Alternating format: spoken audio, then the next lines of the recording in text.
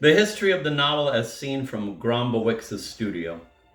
A novelist talking about the art of the novel is not a professor giving a discourse from his podium. Imagine him rather as a painter welcoming you into his studio where you are surrounded by his canvases, staring at you from where they lean against the walls. He will talk about himself, but even more about other people, about novels of theirs that he loves and that have a secret presence in his own work. According to his criteria of values, he will again trace out for you the whole past of the novel's history, and in so doing will give you some sense of his own poetics of the novel, one that belongs to him alone, and that is therefore, quite naturally, different from that of other writers, so you will feel you are moving in amazement down into history's hold, where the novel's future is being decided, is coming into being, taking shape, amid quarrels and conflicts and confrontations.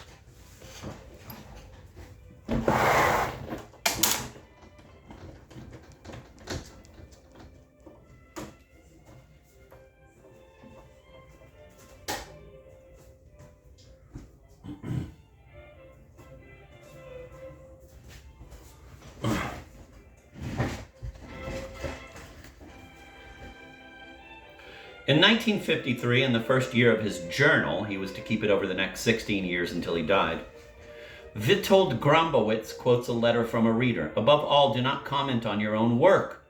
Just write. What a pity that you let yourself be provoked into writing prefaces to your works. Prefaces and even commentaries. To which Gombrowicz replies that he intends to go on explaining himself. As much as he can and for as long as he can. Because a writer who cannot talk about his books is not a complete writer. Let us linger for a moment in Grombowicz's studio.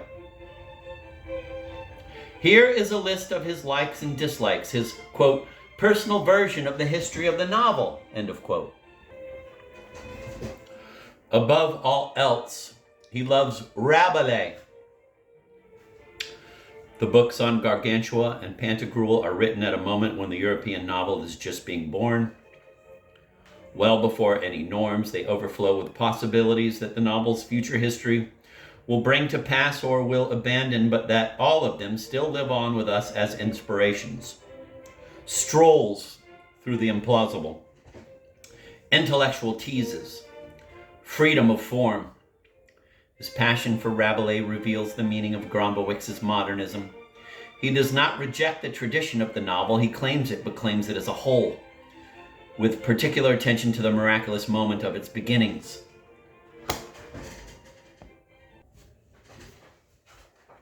He is fairly indifferent to Balzac.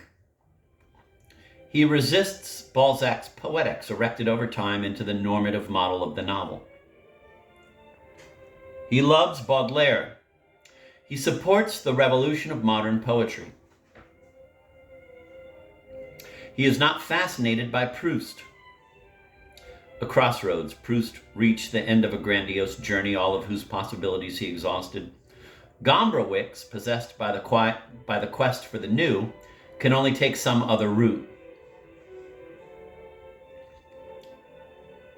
Wow.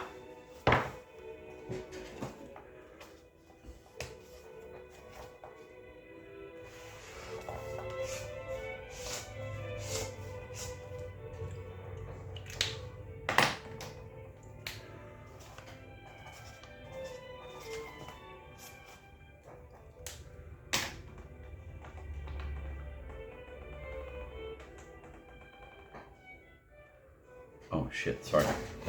I'm going to reread that. He is not fascinated by Proust. A crossroads. Proust reached the end of a grandiose journey, all of whose possibilities he exhausted. It's a hell of a thing to say. Gombrowicz, possessed by the quest for the new, can only take some other route. He feels affinities with almost no other contemporary novelists. Novelists often have astonishing holes in their own reading. Gombrowicz had read neither Broch nor Musel. Irritated by the snobs who latched onto Kafka, he was not especially drawn to him. He felt no affinity with Latin American literature. He looked down on Borges as too pretentious for his taste, and he lived in Argentina in a state of isolation. Of important writers, only Ernesto Sabato paid him attention. Gombrowicz returned the kindly feeling.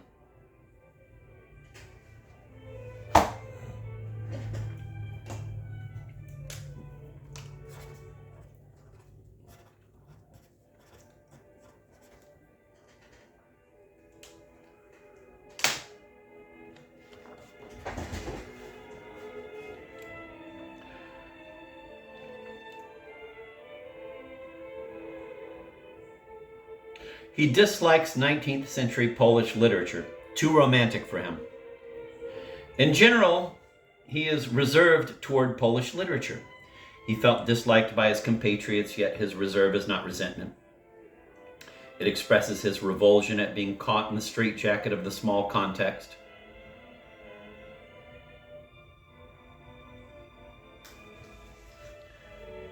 About the Polish poet Tuwim, he says, quote, "Of any one of his poems, we can say it is marvelous, but if we were asked what Tuwimian element has made world poetry richer, we would really not know what to reply." He likes the avant-garde of the 1920s and 30s, though mistrustful of its progressive ideology, its pro-modern modernism. He does share its thirst for new forms, its freedom of imagination. He counsels a young author, first, as in the automatic writing of the surrealists, write 20 pages with no rational control, then reread that with a sharp critical eye.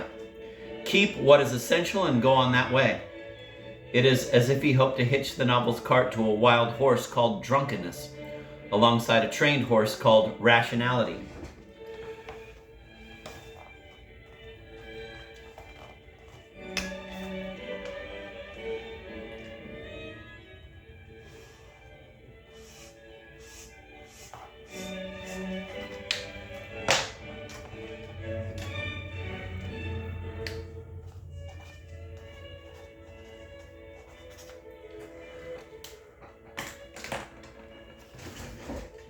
He has contempt for commitment literature, a remarkable thing. He does not inveigh much against writers who subordinate literature to the struggle against capitalism. The paradigm of commitment art for him, this writer banned in his now communist Poland, is literature that marches under the banner of anti-communism. From the first year of his journal, he reproaches its Manichaeanism, its simplifications. He dislikes the avant-garde of the 50s and 60s in France, particularly the new novel and the new criticism, Roland Barthes. On the topic of the new novel, it is paltry, it is monotonous, solipsism, onanism. On the topic of the new criticism, the smarter it is, the dumber it is. He was irritated by the dilemma these new avant-gardes were posing for writers. It was either modernism their way, which modernism he found jargon-laden, university-ridden, doctrinaire, out of touch with reality, or else conventional art endlessly turning out the same forms. For Gombrowicz, modernism meant through new discoveries, advancing along the inherited path, as long as that is still possible, as long as the inherited path still exists. A different continent. It was 3 months after the Russian army had occupied Czechoslovakia. Russia was not yet able to dominate Czech society, which was living with anxiety, but for another few months with a good deal of freedom. The Writers' Union, alleged to be the hotbed of the counter-revolution, still had its houses, published its journals, received guests. At the Union's invitation, 3 Latin American writers came to Prague: Julio Cortázar, Gabriel Garcia Marquez, and Carlos Fuentes. They came quietly, as writers, to see, to understand, to give heart to their Czech colleagues. I spent an unforgettable week with them. We became friends, and just after they left, I had the opportunity to read the Czech translation proofs of 100 Years of Solitude.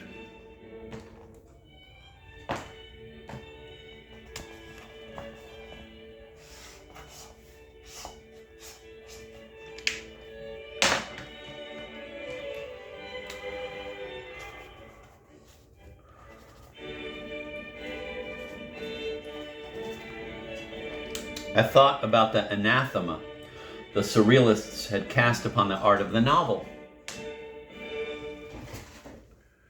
which they stigmatized as anti-poetic, closed to any free imagination. Well, Garcia Marquez's novel is free imagination itself. One of the greatest works of poetry I know. Every single sentence sparkles with fantasy. Every sentence is surprise, is wonder. The book is a stunning retort to the disdain for the novel as proclaimed in a Surrealist Manifesto. And at the same time, a fine homage to surrealism, to its inspiration, to its breath, which blew through the century.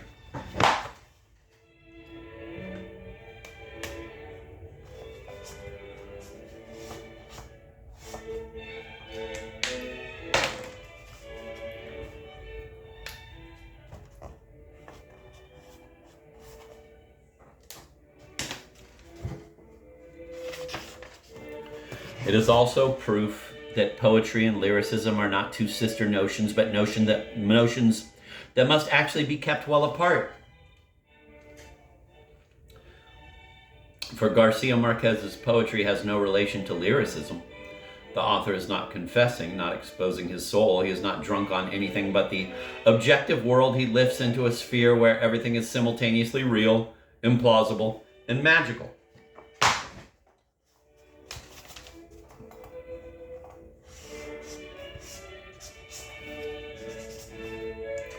And there's this as well.